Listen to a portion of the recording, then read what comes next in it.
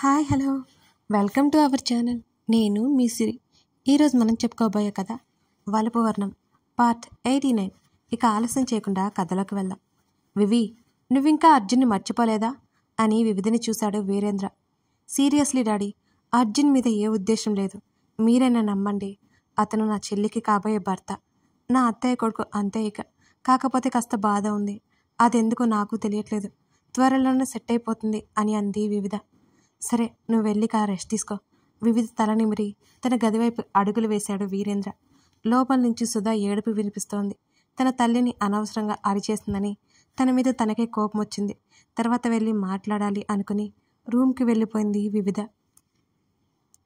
సుధ బాధపడేసరికి కుదురుగా అనిపించలేదు వివిధకి. మళ్ళీ కిందకొచ్చింది.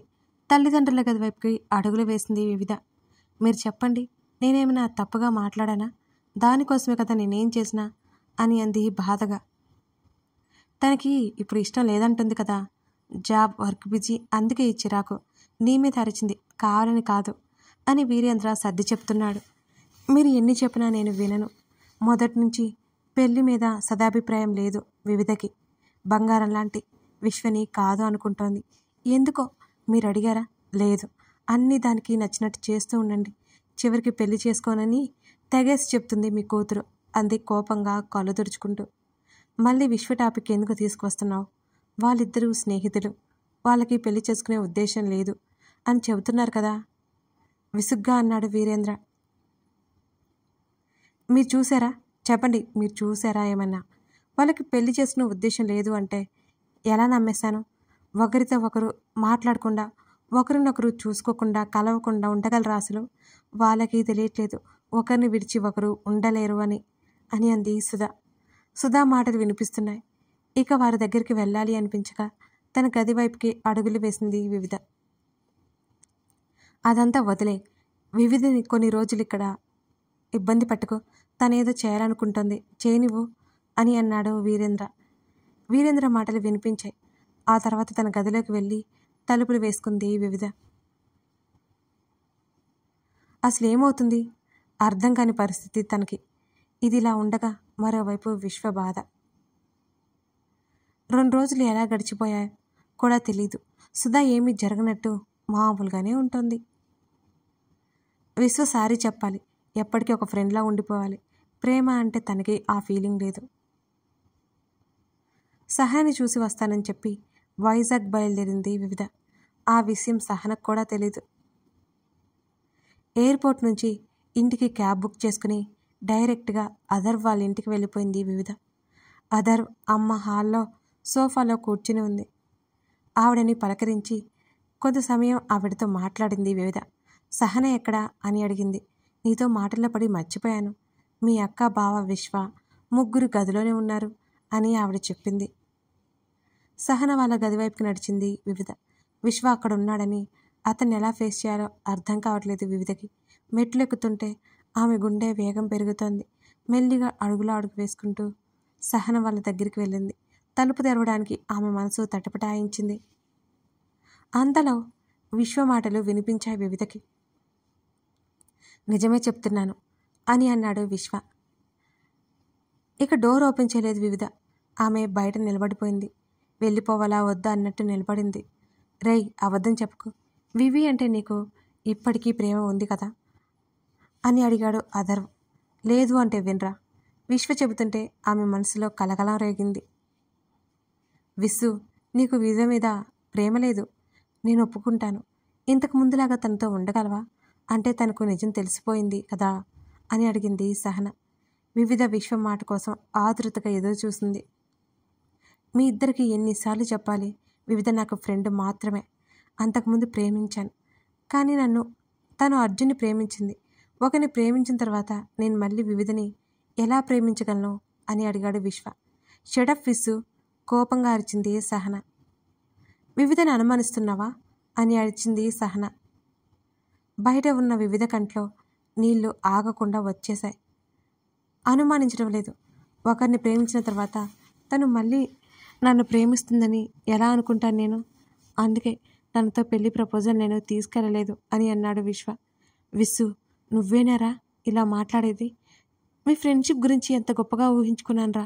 ఎక్కడో చిన్న ఆశ, నువ్వు వివిధ లైఫ్లో ఉంటే బాగుంటుందని. ఇవాళ తప్పని నిరూపించావు. చాలా సంతోషం. చేతులతో దండం పెట్టి చెప్పేసింది సహన. ఏం మాట్లాడలేదు విశ్వ. ఒక్క విషయం విశ్వ, వివి మనసు మార్చుకొని వచ్చిన తన్ని మాత్రం పెళ్లి చేసుకోకో అని అంది సహన. అదర్ బాధగా కళ్ళు మూసుకున్నాడు. విశ్వ సైలెంట్గా బయటికి నడిచాడు. పక్కకి కనబడకుండా నిలబడింది వివిధ. వాళ్ళని డిస్టర్బ్ చేయకుండా వేరే గదిలోకి వెళ్ళిపోయింది ఆమె. అరగంట తర్వాత వెళ్ళి సహన రూమ్ డోర్ కొట్టింది వివిధ. అదర్ డోర్ ఓపెన్ చేశాడు. అక్కడ వివిధని చూసి ఆశ్చర్యపోయాడు. వివి అన్నాడు. ఎలా ఉన్నారు బావగారు అని నవ్వింది. ఎవర్రా అంటూ వచ్చిన సహన వివిధని చూసి ఆశ్చర్యపోయింది. రూమ్ లోపలికి వెళ్ళింది వివిధ. ఎలా ఉన్నావు? నా బుజ్జి బేబీ ఏం చేస్తుంది? సహనని మెల్లిగా చుట్టేసింది. వివి, నువ్వు వస్తున్నట్టు చెప్పలేదు, ఎంతసేపు అయింది వచ్చి అని అడిగింది సహన. ఇప్పుడే వచ్చాను, సర్ప్రైజ్ ఇవ్వాలి కదా అని నవ్వింది. జ్యూస్ తాగే టైం అయింది, నీకోసం జ్యూస్ తీసుకొస్తా అని చెప్పి అక్కడి నుంచి వెళ్ళిపోయాడు అథర్వ. అథర్వకి నువ్వంటే ఎంత ప్రేమే అని అంది వివిధ. ఇద్దరు బెడ్ పైన సెటిల్ అయ్యారు. సహన ఒడిలో తలపెట్టుకుని పడుకుంది వివిధ. వివి, సడన్గా వచ్చావు, ఏమైందే? వివిధ తలనివ్వింది సహన. విశ్వని కలవాలి అని అంది. అవసరం లేదు అంది సహన వెంటనే. ఎందుకు? అసలు నువ్వే కదా నాకు జ్ఞానబోధ చేశావు, మళ్ళీ ఏమైంది అని అడిగింది వివిధ. అవసరం లేదు, నీకు నీ గురించి క్లారిటీ ఉంది కదా, అది చాలు అని అంది సహన ఆవేశాన్ని అణుచుకుంటూ. ఇక్కడ వరకు వచ్చి కలవకుండా ఉంటే బాగోదేమో అని అంది వివిధ. ఇక అవసరం లేదు అన్నాను కదా వివి, అర్థం కాదా? చిన్నగా అరిచి చెప్పింది సహన. ఏయ్, నీ బొజ్జలో బేబీ ఉందే, ఎందుకంత కంగారు పడుతున్నావు, అరుస్తున్నావు అని సహనని శాంతింపచేసే ప్రయత్నం చేసింది వివిధ. కాస్త కూలైంది సహన. ఇప్పుడు చెప్పు, ఏమైంది? సహన ఏమి చెబుతుందా అని ఆతృతగా అడిగింది వివిధ. వివి, విస్సు మారిపోయాడు. వాడికి నువ్వు జస్ట్ ఫ్రెండ్యే, అంతకంటే ఏం లేదు. నువ్వంటే వాడికి అభిమానం కూడా లేదు. ఇక ఆలోచించుకో అని చెప్పింది సహన. నాకు తెలుసు, నేను విన్నాను. అప్పటికే వివిధ గొంతులో ఏదో అడ్డుపడ్డట్టు మాట ఆగిపోయింది. కళ్ళలో నుంచి దారగా కారాయి కన్నీళ్ళు. వివి అంది ఆశ్చర్యంగా. అవునే, విన్నాను అని చేతుల్లో ముఖం దాచుకుంది వివిధ. వివి, ప్లీజ్ రా, ఏడవకు. కళ్ళల్లో నీళ్లు తిరుగుతుంటే వివిధని హత్తుకుంది ఆ సహన. ఇద్దరు పైకి ఏడ్చారు. వెంటనే వివిధ కళ్ళు తుడుచుకుంది. నువ్వు ఈ టైంలో అసలు ఏడవకూడదే, స్ట్రెస్ తీసుకోకూడదు, బేబీకి డేంజర్, అర్థమైందా? నాకు కన్నీళ్ళు అలవాటు అయిపోయాయి. ఇంకా అప్పుడు వివి వేరు. ఇప్పుడు నేను చాలా స్ట్రాంగ్గా ఉన్నాను. పరిస్థితులు ఆటోమేటిక్గా స్ట్రాంగ్గా తయారు చేస్తాయి అని చిన్నగా నవ్వి ఇప్పుడు ఎన్నో మంత్ టాపిక్ డైవర్ట్ చేసింది. 4th అంది. జాగ్రత్త, మన ఇంట్లో ఈ బుజ్జిగాడు ఫస్ట్ బేబీ, చాలా కేర్ఫుల్గా ఉండాలి అని అంది వివిధ. కళ్ళు తుడుచుకుంది సహన.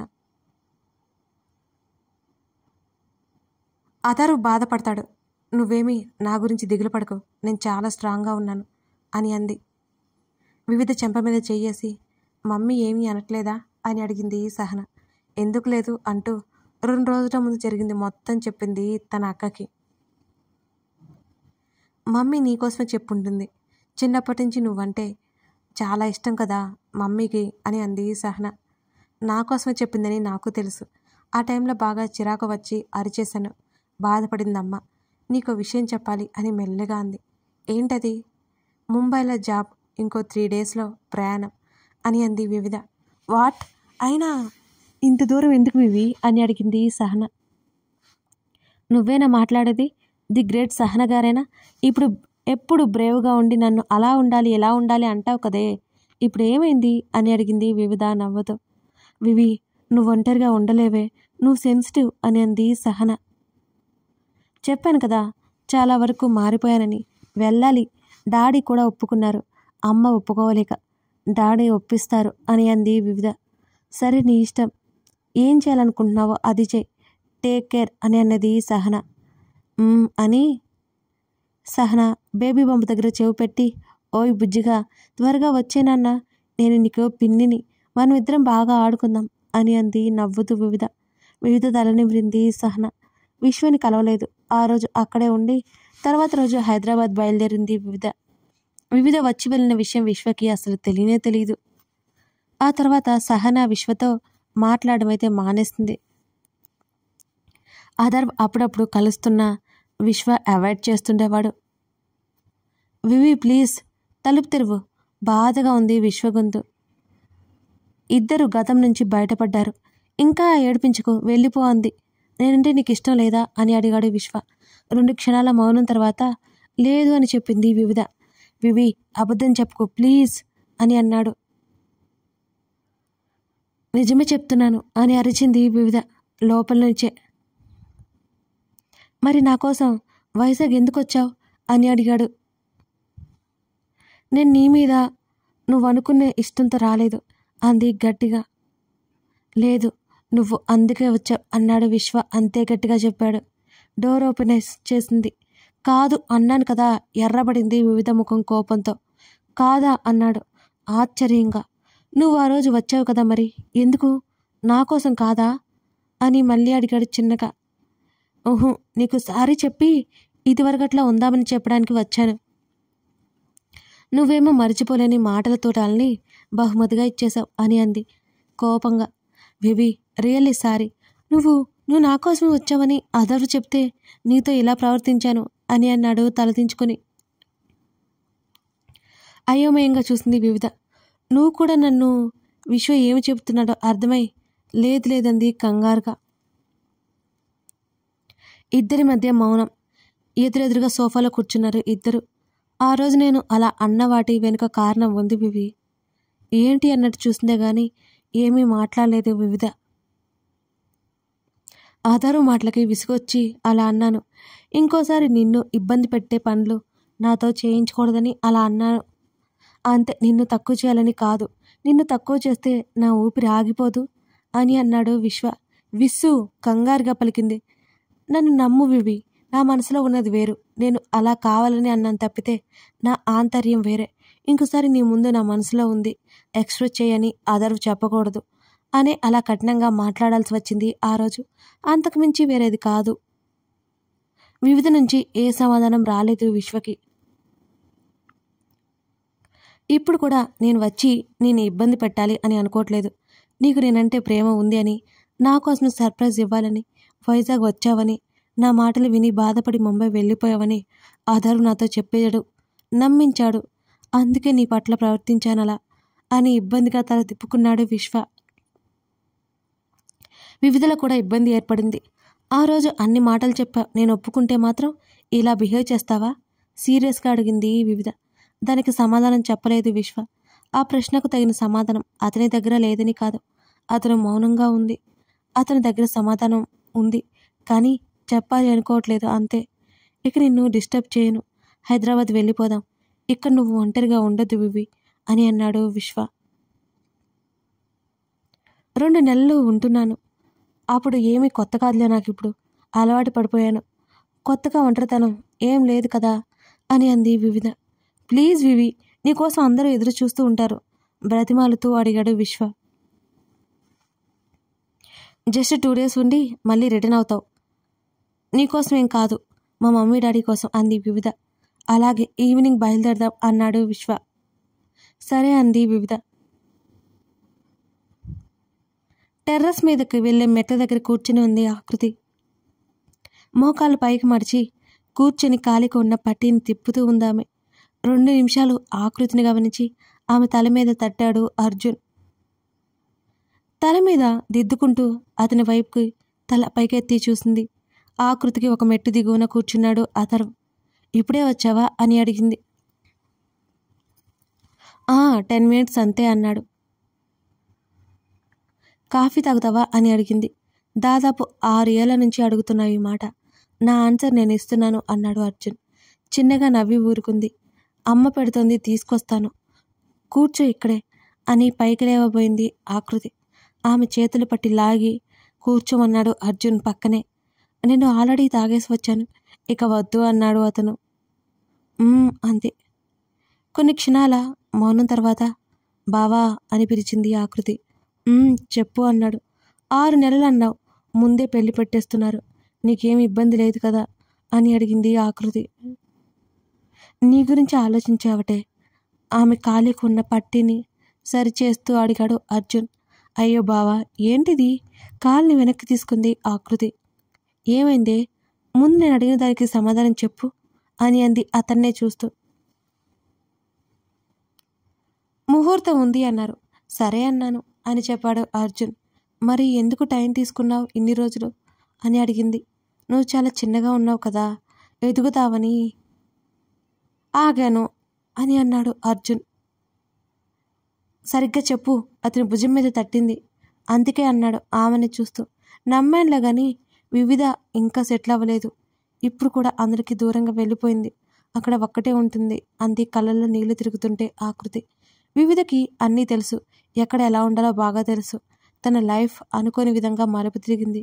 తను ఏమాత్రం బాధ్యురాలు కాదు కదా, ఒకసారి ఫేట్ నుండి తప్పించుకోలేం అని అన్నాడు అర్జున్. అర్జున్నే చూసింది ఆకృతి. నువ్వు వివిధ గురించి ఇంకా బాధపడకు, తన లైఫ్ మీద తనకి క్లారిటీ ఉంది, అర్థమైందా అని అడిగాడు. నిలువుగా తల ఊపింది ఆకృతి. సరే ఏంటే అదోలా ఉన్నావు? అమ్మ చెప్పింది. ఏమైందే అని అడిగాడు ఆకృతి కళ్ళలోకి చూస్తూ అర్జున్. ఏం లేదని చిన్నగా నవ్వింది. నిజంగా ఏం లేదా? అతను అలా అడగగానే అర్జున్ పక్కన కూర్చొని అతని భుజం మీద తలవాల్చి అతని చేతిని తన చేతిలోకి తీసుకుని, నిజంగా ఏం లేదు, కానీ లోపల ఏదో ఫీలింగ్, తెలియట్లేదు, భయమో కంగారో సంతోషమో ఇంకా ఆతృత, అసలు ఏమీ అర్థమై కావట్లేదు అంది తల తిప్పి అర్జున్ని చూస్తూ ఆకృతి. చిన్నగా నవ్వి ఆకృతి తల నిమిరి తన చేతితో పాటు ఉన్న ఆమె చేతిని తీసుకుని చిన్నగా ముద్దు పెట్టుకున్నాడు అర్జున్. ఆమె చుట్టూ చేసి దగ్గరికి తీసుకున్నాడు. కథ కొనసాగుతుంది. నచ్చితే లైక్ చేసి మీ అభిప్రాయం ఏంటో కామెంట్ చేయండి. అలాగే మరిన్ని వీడియోస్ కోసం మన ఛానల్ని సబ్స్క్రైబ్ చేసుకోవడం మర్చిపోకండి ఫ్రెండ్స్.